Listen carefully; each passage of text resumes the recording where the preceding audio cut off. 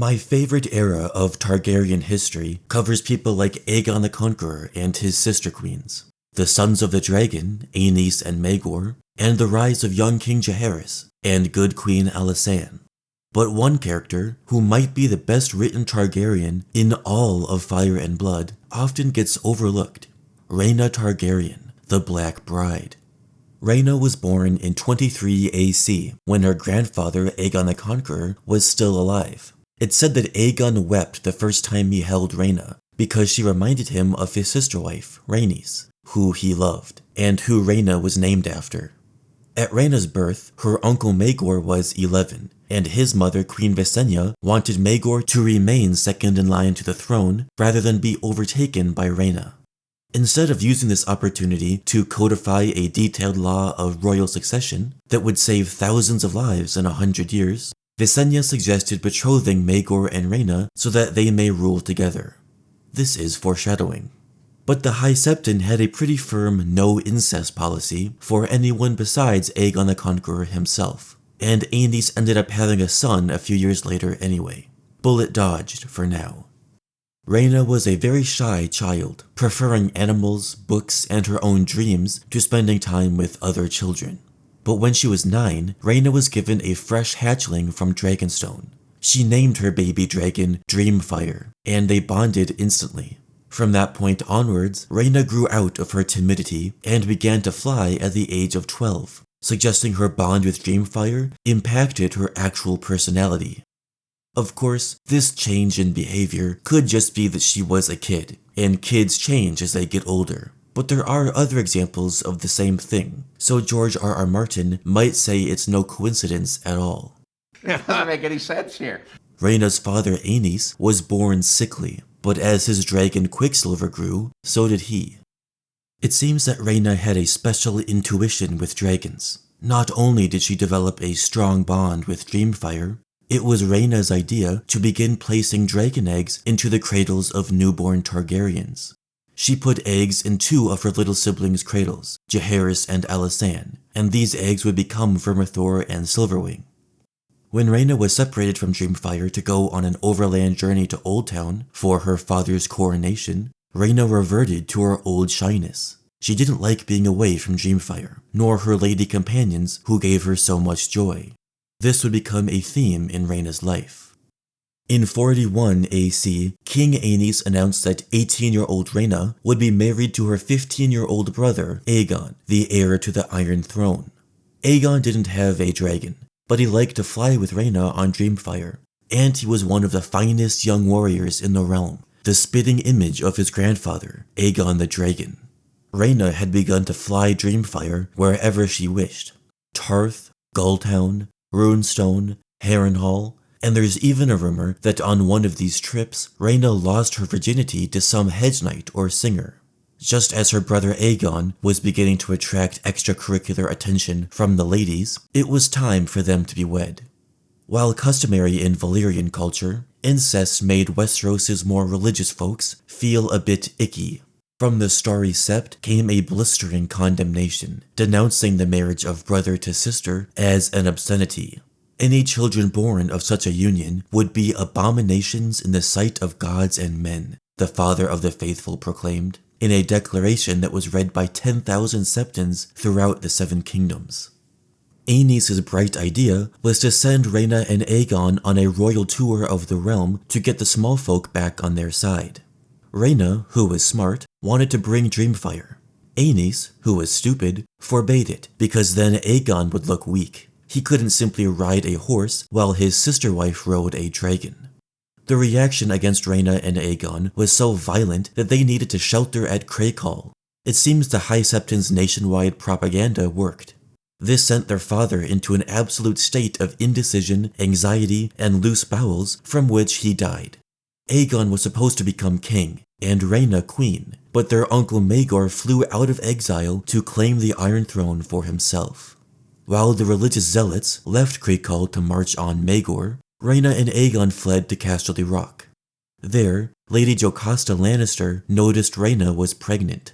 She ended up giving birth to twin daughter-nieces, named Aerea and Rhaella. Rhaena was a good mother and told Aegon, "I would gladly give up my own life to make you king, but I will not put our girls at risk." She wanted all 4 of them to flee across the narrow sea, but Aegon refused to let their uncle steal his throne. Instead, while Maegor was off in Old Town, Aegon and Rhaena sneaked into King's Landing to get Dreamfyre, and so that Aegon could claim Quicksilver, who had been their father Aenys' dragon. They flew to Pink Maiden Castle in the Westerlands to grow an army of 15,000 men, but of course this culminated in the battle beneath the God's Eye. Velaryon ate Quicksilver, and Aegon the Uncrowned perished. Rhaena had not joined the battle, but instead remained at Pink Maiden with Dreamfyre. The book says that Rhaena was no warrior, and Dreamfyre was still so young and small that she and Quicksilver wouldn't have been enough to overpower Velaryon. I think it's also likely that Rhaena didn't want her daughters to be orphans. They came first, so even if Dreamfyre was much larger, Rhaena may have sat the battle out regardless. When she heard the news of her brother-husband's death, Rhaena said, "I do not have time for tears." Rhaena took the girls to Fair Isle, which was ruled by House Farman, and for a year, the people of the island looked eastwards in fear that Maegor would come down on them on Velaryon. Instead, Maegor was in the Red Keep having lots of sex with his wife Cerys Hightower and his wife Alyce Haraway, as well as his 3rd wife Tyenna of Pentos. But no matter how much coitus Maegor had, he was unable to sire an heir. So in 47 AC, when Rhaena was 24, and this was 4 years after Aegon the Uncrowned died, Maegor decided he needed to double his wife total to 6. Rhaena was an obvious choice, since if she married Maegor, it would give less legitimacy to any of Aenys' other living offspring to challenge Maegor for the Iron Throne. The other 2 wives were Jane Westerling, not that one, and Eleanor Costain. All 3 were widows, and all 3 were already mothers from their previous husbands. Maegor needed women who had proven themselves to be fertile. Before Maegor called for her, Rhaena had sent away her twin daughters, Aerea and Rhaella, for their own safety, since Rhaena knew that one day Maegor would come for her. She dyed the twins' hair, changed their names, and entrusted them to powerful allies who would see them safely fostered elsewhere. Rhaena wouldn't even allow herself to know where her daughters had been sent, so that if Maegor ended up torturing her, she couldn't reveal their location. This is part of why I like Rhaena so much. She knew Aegon couldn't beat Maegor, she knew Maegor would eventually come for her on Fair Isle, and she knew her daughters would never be safe. I like smart characters. She's the smartest person I've ever met. So when Maegor summoned Rhaena from Fair Isle, she went immediately without fuss. She'd grown fond of House Farman, particularly the siblings Andrew and Alyssa, and Rhaena didn't want Maegor to come burn them all down. When she arrived at the Red Keep, her daughters Aerea and Rhaella were already there. Queen Tyenna had found them. Tyenna was the mistress of whisperers, and controlled a vast network of spies similar to Varys the Spider. She was also a sorcerer, probably. "You were foolish to think you could hide them from me," Tyenna told Rhaena before the wedding, basically ensuring that Rhaena would behave. So Aerea became Maegor's heir, until he had a son, of course, and Rhaella was sent to Old Town to become a septa. By all accounts, Rhaena was a complacent and dutiful wife to Maegor for that entire year. She does claim that on her wedding night, she tried to kill Maegor with a dagger whilst they consummated. We don't get any more context than that, such as when she claimed this, or who she said this to. And it's a little suspect that Rhaena would go willingly to court where her daughters are being held hostage just to try and murder Maegor their first night together, and then never try to murder him again for that entire year. Maybe she just never found another opportunity, since Maegor did have 3 other wives he was trying to impregnate. Anyways, Rhaena got her chance to fight back when she heard her little brother Jaehaerys had gathered an army at Storm's End, with the help of Rhaegar Baratheon. Rhaena escaped King's Landing in the middle of the night, flying away with Dreamfyre, her daughter Aerea, and the sword Blackfyre.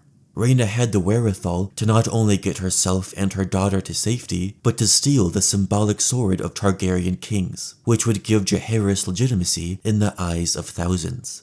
But Maegor ended up mysteriously impaled to death on the Iron Throne, and Jaehaerys ascended without battle. Some maesters argued that since Maegor was a usurper, Aenys' line should still inherit, meaning that Aerea or Rhaella could become the ruling queen. Others argued that Rhaena herself, as Aenys' firstborn child, should be the queen, and some credited her with somehow, mysteriously, arranging Maegor's death. But she never took credit for that. And she didn't bother fighting for her daughter's claim either, since they were only 6, and they were female, and Jaehaerys was a 14-year-old male with a dragon. No one would have accepted a Queen Aerea, nor probably a Queen Rhaena. Rhaegar Baratheon, Westeros' foremost feminist, said, "This is not Dorne, and Rhaena is not Nymeria." Anyways, Rhaena was sick of life at court, and simply wished to return to the Farmans on Fair Isle. Rhaena did travel to Oldtown with her daughters for Jaehaerys' coronation, but afterwards went back to Fair Isle alone. Aerea was left to become a cupbearer and companion for her aunt, Queen Alysanne, whereas Rhaella stayed in Oldtown to become a septa.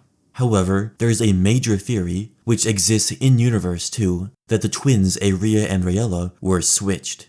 Rhaella had always been bold and willful, poor qualities for a septa to have, whereas Aerea had always been shy and timid, much like her mother Rhaena had been before she bonded with Dreamfyre. But after Jaehaerys' coronation, Aerea and Rhaella's behaviors reversed. Aerea became bold, and Rhaella became shy, suggesting that someone switched them. I like to think it was Rhaena's idea, so that her daughters could choose which life would make them the happiest. Rhaena never had a choice in marrying Aegon or Maegor, even though she did love Aegon. But in her adulthood, Rhaena found agency. She chose to escape Maegor and join Jaehaerys. She chose to stay with the Farmans in the west, and she lets her daughters choose who gets to be the cupbearer at court and who gets to be the septa. Rhaena did choose her third husband, Andrew Farman, the second son of Lord Mark Farman. She was 26 and he was 17. Problematic age gap, yes, but I choose to ignore this. Rhaena's friends, Jocasta Lannister, Samantha Stokeworth, and Elaine Royce were all there, but she didn't invite any of her family, nor did she ask for the crown's permission. Because Rhaegar Baratheon was Hand of the King, and he later married Rhaena and Jaehaerys' mother, Alyssa Velaryon, who was the Queen Regent. Rhaegar had a brother and 2 nephews who needed a wife, so he probably wanted to force Rhaena to marry one of them, and Alyssa probably would have agreed with him. Jaehaerys and Alysanne, who themselves defied Rhaegar and Alyssa to marry each other, were happy for their big sister Rhaena and sent her gifts. As time passed on Fair Isle, Rhaena became bitter over the fact that her claim to the Iron Throne and the claim of her daughters had been so quickly dismissed in favor of Jaehaerys, despite the fact that Rhaena herself had favored Jaehaerys' claim at the time. Clearly, she changed her mind. She also had a strained relationship with her mother, Alyssa Velaryon. Rhaena did not like her choice of husband, who failed to support Aegon the Uncrowned before rallying behind Jaehaerys. Rhaena may also have felt abandoned by Alyssa, who, despite not having a dragon of her own or any real power, did go into hiding during Maegor's reign, while her sons Aegon and Viserys were killed, while her daughter Rhaena was a fugitive. Alyssa couldn't really have changed any of that, yet now, as Queen Regent, she ignored the claims of Rhaena and her daughters, felt slighted about not being consulted about or invited to Rhaena's wedding, and felt slighted at Rhaena not attending her own wedding to Rhaegar Baratheon. Family counseling would have done them wonders had such a practice existed in Westeros. The truth is, Alyssa Velaryon did her best to protect her 2 children that she could protect, and found a strong ally in Rhaegar Baratheon, which helped topple Maegor. Alyssa was also traumatized over the realm's reaction to Rhaena and Aegon's incestuous marriage, so that's why she tried everything in her power to stop Jaehaerys and Alysanne's marriage. Alyssa Velaryon genuinely wanted to protect her family and the Targaryen dynasty, but to Rhaena, it looked like her own mother had abandoned her. It's honestly sad to me that Rhaena and Alyssa never reconciled, and Rhaena's enmity towards her mother only grew over the years.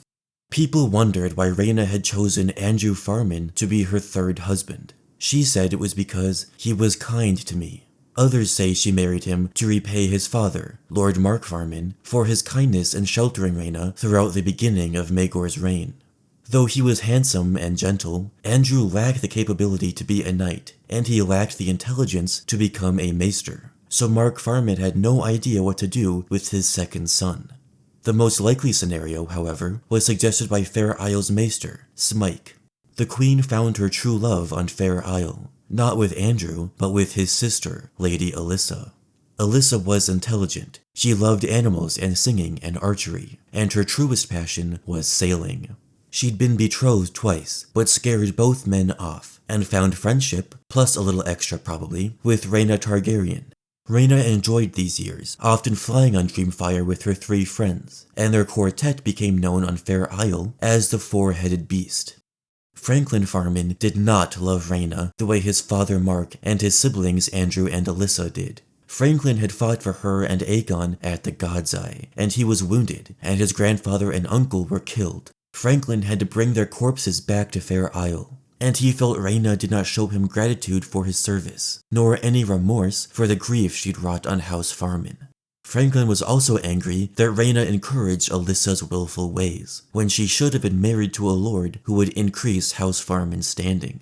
When lords visited Fair Isle, they sought an audience with Queen Rhaena instead of Lord Mark and Sir Franklin, so he was bitter about that as well. So in 50 AC, when Lord Mark choked to death on a fishbone and Franklin became Lord of Fair Isle, he exiled Rhaena from the island and forbade Rhaena from taking Alyssa with her, so that Franklin could instead force Alyssa into a marriage with some lord. This backfired, because the whole island loved Alyssa more than him, so Rhaena went to Casterly Rock and took her court with her. But at Casterly Rock, Rhaena felt she was being manipulated by Lord Lyman Lannister, who was scheming to absolve her marriage to Andrew one way or another, and instead marry her to one of his sons. He was also after one of Dreamfyre's eggs, as Lady Jocasta suggested a dragon's egg would make a fine gift, and Lord Lyman even offered to outright buy an egg for an enormous amount of gold. The Lannisters were ambitious, and wanted to use Rhaena to catapult themselves above the Baratheons, Hightowers, and Velaryons to become the second most powerful house in the realm. After Casterly Rock, Rhaena took her court from castle to castle all over the Westerlands and Riverlands, but never settled because every lord was either scared of her or wanted to use her to make themselves more powerful. So she went back to King's Landing for Jaehaerys and Alysanne's public wedding. Of course, they'd already been privately married on Dragonstone. Rhaena told Jaehaerys about her problems and made a request. I need a seat of my own, a place where no lord may threaten me, banish me, or trouble those I've taken under my protection. I need lands, men, a castle. All the lands are taken, all the castles occupied. But there is one I have a claim to, a better claim than your own, brother. I am the blood of the dragon. I want my father's seat, the place where I was born. I want Dragonstone. Jaehaerys said, I will grant you Dragonstone as your seat, but you shall hold the island and the castle by my gift, not by right. Our grandsire made 7 kingdoms into one with fire and blood. I cannot and will not make them 2 by carving you off a separate kingdom of your own. You are a queen by courtesy, but I am king, and my writ runs from Oldtown to the Wall, and on Dragonstone as well. Are we of one mind on this, sister? Rhaena said, Are you so uncertain of that iron seat that you must needs have your own blood bend the knee to you, brother? So be it. Give me Dragonstone and one thing more, and I shall trouble you no further. Rhaena wanted her daughter Aerea, who, remember, is probably actually Rhaella, to be given back to her to live at Dragonstone. Jaehaerys agreed, even though Aerea was technically still his heir. Aerea did not like Dragonstone. She was 9 years old now, but had been away from Rhaena for so long that she didn't even remember her. And of course, Rhaena didn't know her own daughter. Aerea had loved the excitement of the Red Keep, and the lavish way she had been treated as heir to the Iron Throne. Comparatively, Dragonstone was a desolate and depressing island, so Aerea befriended the dragons, of which there were many. Her mother's Dreamfyre, the fearsome, albeit sleepy, Velaryon and Vhagar. Plus new eggs were being hatched all the time, eggs who would become Caraxes and Syrax and Seasmoke. Rhaena encouraged Aerea to claim a dragon of her own. Choose one and make him yours, and one day you will fly. In a world with very little autonomy for women, Rhaena probably wanted her daughter to have all the power and autonomy possible, and that could be accomplished with a dragon. A few years later, Alyssa Farman asked Rhaena for enough gold to build a ship mighty enough to sail the Sunset Sea. Rhaena denied her, saying she could not bear for Alyssa to leave. Aerea had befriended Alyssa, who was her only friend on the island besides the dragons, and Aerea wished for Alyssa to teach her how to sail.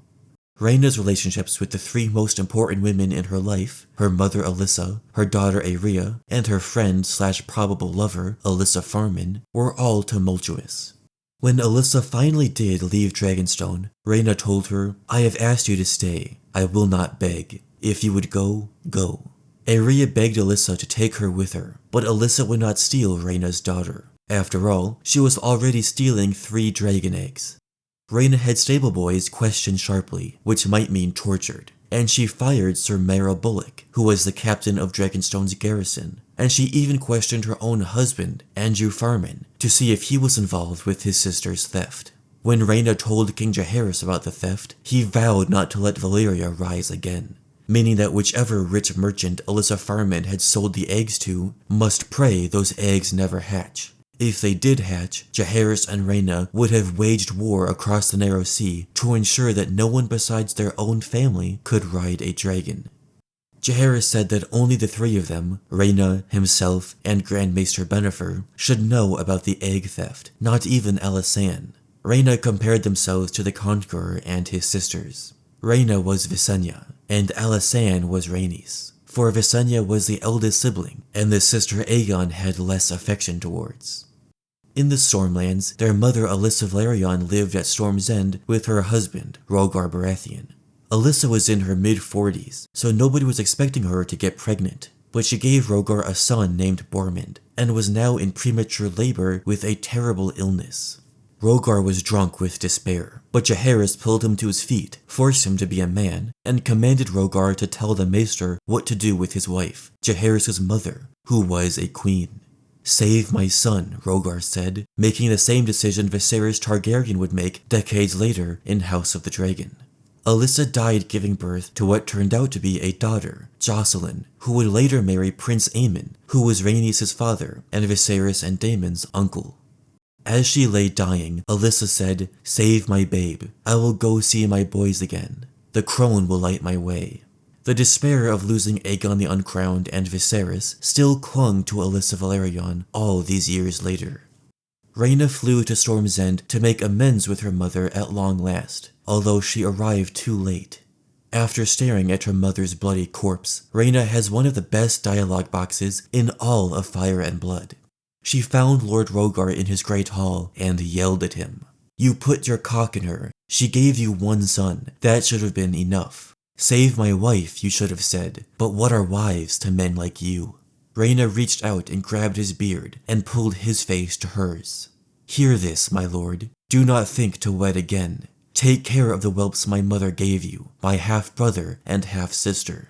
See that they want for nothing. Do that, and I will let you be. If I should hear even a whisper of your taking some other poor maid to wife, I will make another Harrenhal of Storm's End, with you and her inside it." Afterwards, Rhaegar said, "I did not fear the wrath of Maegor the Cruel. Should I fear hers?" In the end, though, Rhaegar Baratheon did fear Queen Rhaena's wrath. He never took another wife, and never fathered another child, and Storm's End remained unburnt. More pain would follow Rhaena on Dragonstone. Aerea's behavior was untenable, as she abused her servants, defied all authority figures, and called people childish names. Andrew Farman felt neglected, let his once handsome body turn doughy, and his marriage to Rhaena was a loveless mummer's farce. Andrew wasn't skilled enough to train with the knights, nor was he literate enough to read from the library. Put simply, there was nothing for Andrew Farman to do on Dragonstone, and everyone, including his wife, disrespected him. He became a drunk, and spent hours at the painted table reenacting wars he could never fight in. Aerea emptied a chamber pot over his head simply because she was angry with her mother, and when Andrew asked Rhaena to become Dragonstone's new captain of the garrison, she laughed at him. When he offered to accompany her to King's Landing, Rhaena said, "What could you possibly do but fall off the dragon?" So when his sister Alyssa Farman left, Andrew lost his only friend, and was truly alone. watching as Rhaena spent her time with her ladies instead of with himself. A disease came to Dragonstone, marked by bloody stool and terrible gut pains. Before he could identify it, Maester Culper was the first to die. Then went Cassella Staunton and Septa Miriam, then Elaine Royce and Samantha Stokeworth. Besides the Maester, only women were dying. Last to go was Lyanna Velaryon, who died in Rhaena's arms, and the queen wept bitter tears. Andrew Farman said, "You weep for her, but would you weep for me?" It turned out there was no disease at all. Everyone had been poisoned with the tears of Lys, and Andrew Farman was the poisoner.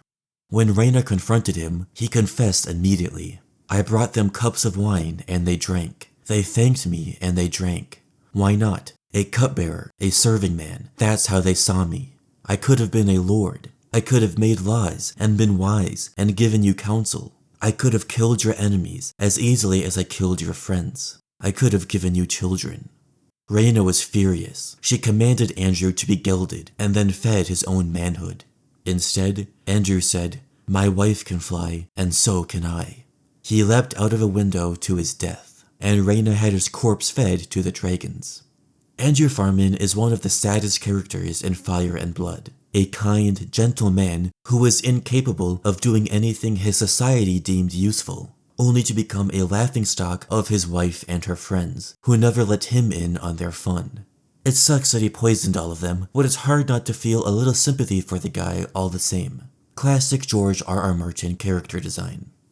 Queen Alysanne flew to Dragonstone to comfort her sister Rhaena, who had entered into a black melancholy with so many of her friends murdered. Alysanne told Aerea how Rhaena had put an egg in her cradle, but Aerea said, "She never gave me an egg, she just gave me away and flew off to Fair Isle." Of Alysanne's daughter Daenerys, Aerea said, "Why should she be queen? I should be queen, not her." Aerea broke down crying and begged Alysanne to take her back to the capital.